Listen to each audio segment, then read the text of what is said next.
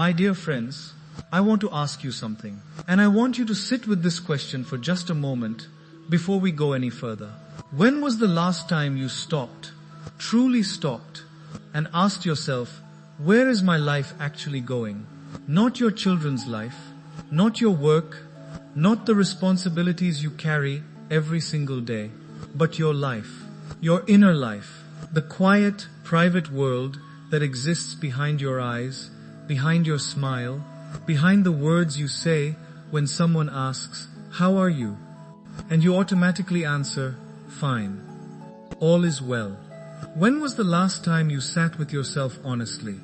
Because my dear friends, I have met so many people, hundreds and hundreds of people over the years. And the one thing that quietly breaks my heart, the one thing I have seen again and again, is this. Most people are running through life at full speed without ever realizing that the clock has been ticking all along. And one day they look up and they wonder where all the time went. Today I want to talk to you about something deeply important. Something that most motivational videos will never tell you because it is uncomfortable, it is personal, and it asks something of you that is not easy to give. I want to talk to you about time, not in a philosophical way, not in a lecture, but in the way a quiet old friend might sit beside you on a slow evening and say, my dear, you are running out of time, and you don't even know it. So let us sit together for a little while. Let us be honest with each other, and let us see what we find. I want to tell you about a man I once met. Let us call him Mr. Sharma. Mr. Sharma was 63 years old when I spoke with him. He had spent his entire working life, 40 years, in a government office in a mid-sized city. He was responsible. He was reliable. He came early. He stayed late. He provided for his family. He educated his children. He built a house. He fulfilled every obligation that life placed on his shoulders. And one morning, I met him sitting alone on a bench in a small park near his home. It was early. The sun had not fully risen yet. There was a cup of tea beside him on the bench, and it had gone completely cold. He had not touched it. He was just sitting, looking at nothing in particular. The birds were making noise in the trees above him, but he did not seem to hear them. I sat beside him. We spoke for a while, and after some time, I asked him gently, Mr. Sharma, what are you thinking about? He was quiet for a long moment. Then he said very softly, I am thinking that I do not know a single thing I did for myself. In all those years, I cannot name one thing. My dear friends, I have thought about that moment hundreds of times since then. Not one thing done for himself in 40 years. And the thing that made it even more painful was this. Mr. Sharma was not complaining. He was not angry. He was simply realizing, quietly, slowly, the way a person realizes something when the moment has already passed and there is nothing left to do but understand it. He had been so busy taking care of everything around him that he had forgotten to take care of the most important thing, himself. And perhaps, my dear friends, perhaps right now, somewhere in your heart, you recognize something in that story. Perhaps you too have had a morning like that, a moment of stillness where the question arrived uninvited, where something inside you said, wait, what about me? And perhaps you quickly pushed that question away because there was breakfast to make, or medicine to arrange, or someone needed your attention, or it simply felt selfish to ask. But what if it is not selfish at all? What if it is the most honest question you have ever not asked yourself? Let me tell you something that I have come to believe deeply over many years of sitting with people and listening to their hearts. Most of us, and I say us because I include myself in this, most of us are living life on a kind of delay. We tell ourselves, I will rest later. I will travel later. I will spend real time with the people I love later. I will pursue that one thing that has always mattered to me later. I will finally take care of my health later. I will find peace later. I will be happy later. Later. And the trouble with later, my dear friends, is that later has a habit of never arriving. Think about it honestly. How many things are you still waiting to do that you have been waiting to do for the past 10 years? How many conversations have you been postponing? How many relationships have you been meaning to repair?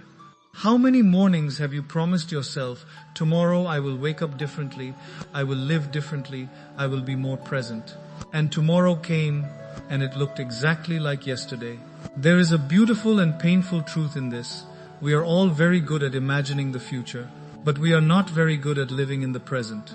And the present, my dear friends, the present is the only place where life actually happens. I think about this often, the way we treat time. When we are young, we feel time as something endless, infinite, an ocean we can swim in forever. We waste it carelessly, beautifully, without guilt. Summer afternoons, long conversations that go nowhere, days spent doing absolutely nothing productive. And this is fine.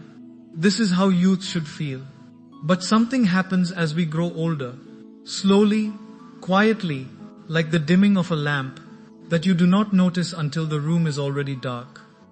But time begins to feel different. You start to notice things you did not notice before. You notice that the mornings feel a little heavier than they used to. You notice that there are faces you have not seen in years, friends, cousins, old neighbors, and you think of them sometimes and wonder how they are, but you do not call. You notice that certain doors have closed that you thought were still open, not with a loud bang, quietly.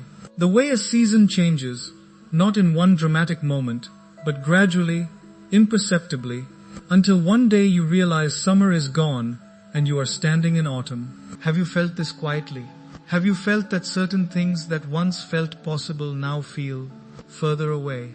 Not impossible, just further, like a destination that keeps receding as you walk toward it? This is not a sad thing. This is life. This is simply what time does. But it becomes sad. It becomes deeply sad only when we refuse to see it. When we keep behaving as though time is still infinite, as though there is still an endless supply of tomorrows waiting patiently for us. There isn't, and somewhere deep inside, we know this. Let me tell you about Sunita ji. She was 67 when a mutual friend introduced us at a small gathering. A quiet woman, very composed on the outside, well-dressed, polite, the kind of person who asks everyone else how they are doing and deflects gracefully whenever anyone asks about her. We spoke briefly at first, but later in the evening I found her standing alone near a window, looking outside at the street below. The city was still moving. Traffic, people, noise. And she was perfectly still. I went and stood beside her. I did not say anything at first. After some time she said, "Do you ever feel like you are watching life from outside a glass? Like it is all happening right there, but you cannot quite reach it?" I asked her what she meant. She said, "My children are settled. My husband is fine. My health is manageable. Everything is fine. But I do not know when I stopped feeling like I was living and started feeling like I was just there, present in rooms, sitting at dinner tables, answering when spoken to, but not really there." She paused. Then she said very quietly, "I think somewhere along the way, I stopped asking what I wanted, because it stopped feeling relevant. And now, I am not sure I even know the answer anymore." My dear friends, how many of us are quietly living inside that glass? How many of us have spent so many years tending to everyone else's needs that our own have become a stranger? Not through anyone's fault, not through cruelty or neglect, just through the slow, accumulated habit of always putting ourselves last. We rarely speak about this pain openly. The pain of feeling invisible in your own life. The pain of doing everything right, fulfilling every responsibility, meeting every expectation, and still lying awake at 3 in the morning with a hollow feeling that you cannot name and would not know how to explain, even if you tried. You are not alone in this feeling. So many people carry exactly this. And we carry it quietly. Because who do you tell? And how do you explain something that from the outside looks perfectly fine? And perhaps this is where life quietly teaches us something very important. Time does not only run out in terms of years. Time runs out in other ways too. In smaller, more intimate ways that we rarely talk about. Opportunities to say "I love you" while the person can still hear it. Time runs out on that. Chances to have the conversation that repairs something broken. Time runs out on that too. Mornings where you could have woken up early and simply sat in the garden and breathed and felt the dew and heard the birds and been grateful. Just purely, simply grateful to be alive. Time runs out on those mornings one by one. And the tragedy is not the big dramatic moments. The tragedy is the small ones. The ordinary Tuesday afternoons. The quiet Sunday evenings. The moments that did not look important at the time, but that you would give everything to have back now. The cup of chai you could have had slowly, with full attention, tasting it properly, instead of drinking it while scrolling through your phone. The evening walk you kept saying you would take tomorrow. The old photograph album sitting in a drawer somewhere, full of faces and memories and a version of yourself you barely recognize anymore. The letter you meant to write, the call you meant to make, the visit you kept postponing. Time, my dear friends, does not announce when it is leaving. It simply goes, one quiet moment at a time. I want to share something with you now. A teaching that I have returned to many, many times in my own life. There is a very old idea that is expressed in many wisdom traditions, in many different ways. And the core of it is this: we are not the owners of time. We are only its guests. Think about that. We are guests in time, and like any guest, we will eventually be asked to leave. Not harshly, not rudely, but leave we will. That is simply the nature of being a guest. And here is the question that this teaching always asks me: how are you spending your time as a guest? Are you spending it in gratitude, in love, in presence, in genuine connection with the people around you? Or are you spending it in worry, in resentment, in carrying old grudges that weigh more than you realize, in pretending to be strong when inside you are quietly exhausted, in waiting for a future that will somehow fix everything without you having to do the inner work? Today, because my dear friends, and please hear this gently, because I say it with genuine care, the future does not fix things. We fix things. Through the choices we make right now, through the attention we bring to this moment, through the courage it takes to be honest with ourselves about how we are truly living. The future is built from the choices of today, every single one of them. And if today looks like yesterday, and yesterday looked like the day before, then the future, I am afraid, will simply be more of the same. I think there is a particular kind of courage that people over 50 are called to live. And it is not the courage that is celebrated or recognized or awarded. It is a quiet courage, an interior courage, the courage to look at your own life honestly and say, this is where I am, and I have some years left. How do I want to use them? Not to accomplish great things, not to achieve or prove or demonstrate, but simply to live with meaning, with depth, with presence, with the people who matter, with the inner peace that perhaps you have been chasing your whole life but somehow always felt just slightly out of reach. There is a retired professor I heard about from a colleague. Let us call him Professor Mehta. He had spent 35 years teaching. Books, knowledge, students, these were his world. And when he retired, he expected to feel free, relieved, happy. He had worked so hard for so long. He deserved rest. But the first year of retirement was, by his own account, the hardest year of his life.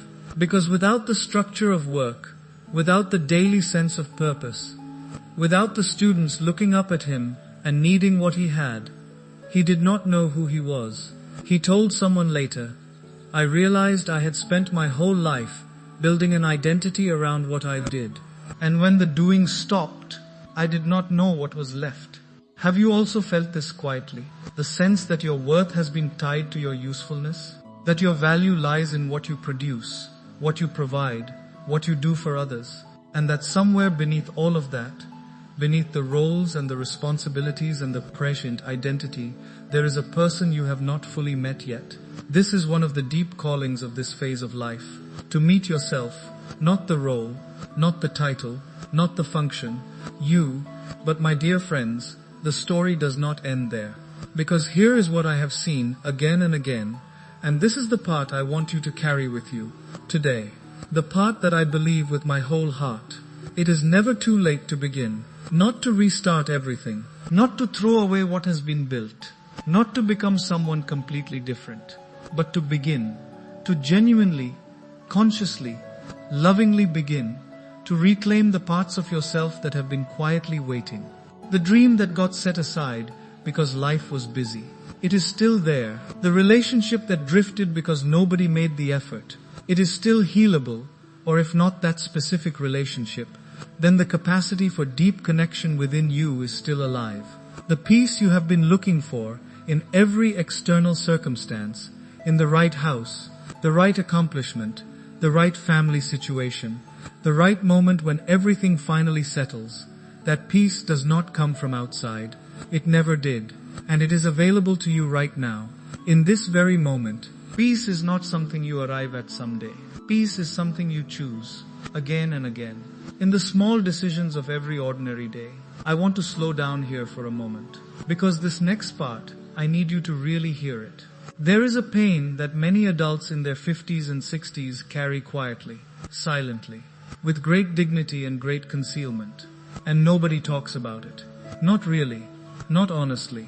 It is the pain of feeling invisible, of having given so much, so many years, so much energy, so much of your emotional self, and somewhere along the way, beginning to feel that what you give is simply expected now. It is no longer seen, no longer acknowledged. It has become the air that everyone breathes without noticing. The mother who has cooked 3 meals a day for 30 years and does not remember the last time anyone said thank you. Not because her family is cruel, but because gratitude has a way of fading into assumption when something is done with so much consistency and so much love that its absence becomes impossible to imagine. The father who worked decades, sometimes at jobs he did not love, in situations that diminished him, so that his children could have opportunities he never had. And his children have those opportunities now. They are building their own lives. They are busy. They are perhaps in different cities, different countries. The phone calls are shorter than they used to be. The visits are rarer. And he sits in the evenings in a home that is quieter than he expected, and he does not say anything about the loneliness, because he does not want to be a burden. My dear friends, how many of you have swallowed your loneliness quietly? How many of you have felt the particular ache of sitting in a full room and feeling utterly alone? How many of you have smiled and said, "I am fine," when something inside you was asking, "Does anyone actually see me? Does anyone know what I carry? Does anyone understand what this phase of life actually feels like from the inside?" We rarely speak about this pain openly, but it is everywhere. Absolutely everywhere. In so many quiet homes, behind so many composed faces.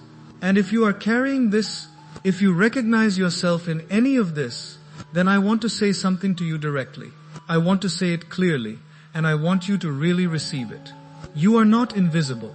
What you have given, the years, the sacrifice, the quiet strength, the love that was never announced but always present, that is not invisible. Even when it goes unacknowledged, even when it is taken for granted, even when the people around you are too caught up in their own lives to notice, the universe notices. And more importantly, you need to notice. You need to see the extraordinary person you have been, the strength you have lived with, the weight you have carried without complaining, the love you have given even when you were tired, even when you were hurting, even when nobody was giving it back. That is not nothing. That is everything. And when I thought more deeply about this later, I realized something. The reason so many of us feel invisible, the reason we feel forgotten, the reason we feel like time is simply happening to us rather than through us, is that somewhere along the way, we stopped tending to our own inner life. Not because we are lazy, not because we do not care, but because life demanded so much, and we gave so much. And somewhere in all that giving, we lost the thread back to ourselves. The spiritual traditions of the world, all of them, in all their different languages and forms, speak about this. The importance of turning inward, of sitting with yourself, of building an interior life that is rich and nourishing enough to sustain you through everything that comes from outside. Not religion, not ritual for its own sake, but the simple, profound practice of knowing who you are beneath all the roles you play. Because the roles change. They always change. Children grow up and leave. Bodies slow down. Careers end. Relationships shift. The external circumstances of our lives are always changing, always impermanent. always beyond our full control. But who we are inside, the quality of our awareness, the depth of our presence, the warmth of our attention, that is something we can cultivate. We can tend to it. We can make it grow richer with each passing year, instead of quieter and more diminished. Some people grow older and grow smaller, tighter, more fearful, more rigid, and some people grow older and grow larger, deeper, more compassionate, more at peace. The difference is not luck, it is not circumstance, it is attention. It is the choice to keep growing, keep opening, keep asking, who am I becoming? And is that who I want to be? My dear friends, let me tell you about one more person, because I think this story might be the most important one I share with you today. There was a woman I will call Radha. She was 71 years old.